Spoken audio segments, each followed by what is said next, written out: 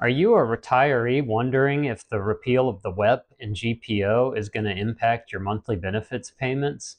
The Social Security Administration has recently issued some new information that you're going to want to be aware of. Let's dig into it.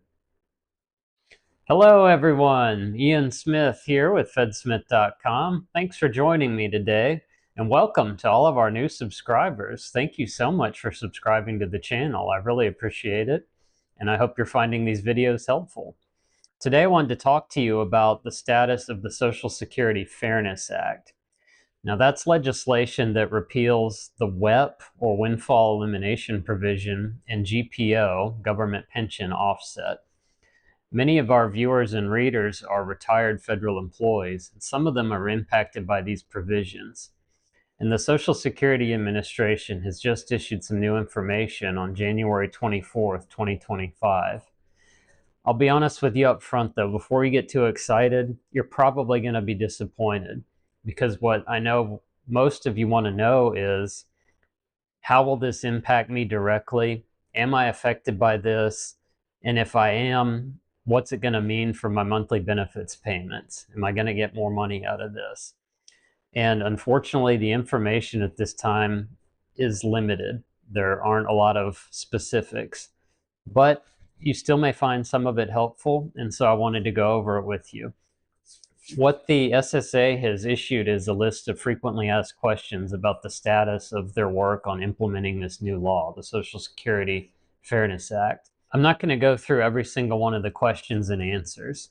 I'm going to touch on the ones that are likely to be of most interest. As I said, people want to know, how will this impact me? As far as that goes, SSA notes that some retirees won't be impacted at all. They state, in part, quote, "Only people who receive a pension based on work not covered by Social Security may see benefit increases under this new law," unquote. Also, some people might get no payment increase, or they might get very large increases. SSA also states in part, quote, "Some people's benefits will increase very little, while others may be eligible for over $1,000 more each month." That is significant. It's important to know also that the new law is retroactive to January 2024.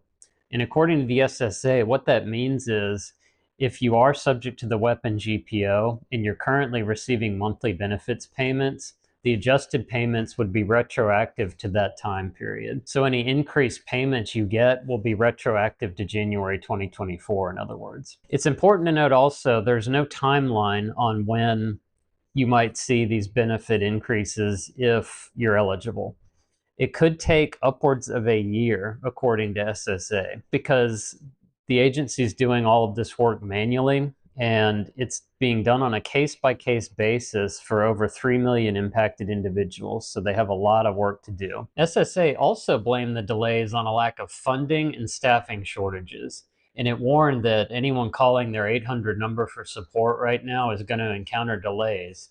And those delays are also going to be getting worse in the coming weeks or months as the agency works through this extra backlog of claims processing brought on by the new law. So you probably shouldn't call their 800 number for support right now unless you absolutely have to. So what can you do right now? Well, first of all, it's important to make sure that your information is up to date with the SSA. Also, you can apply for spouses or surviving spouses benefits if you need to. All of this can be done online at the Social Security Administration website. For instance, you can verify your contact information using a My Social Security account website.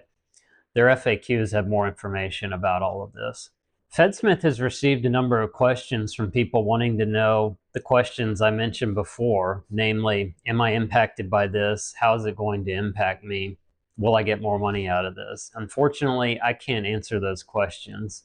Realistically, only SSA can do that. But something you can do in the meantime is you can check with qualified advisors like tax experts, retirement benefits specialists, accountants, things like that. They're going to be your best resource right now, in addition to the SSA and verifying your information there, or as I said, applying for benefits if you need to do that. And again, they have more information on their website about all of this. So that's what we know right now. Like I said, it's not a lot of specifics, but it is some new information, and it does give some status update. I did not cover all of the questions and answers by any means. I'll be sure to include a link in the description below to the information on the SSA website.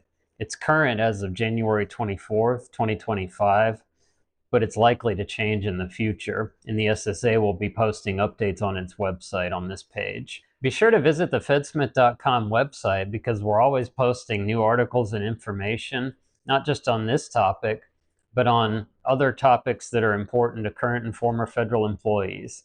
Thanks for watching. Have a good day.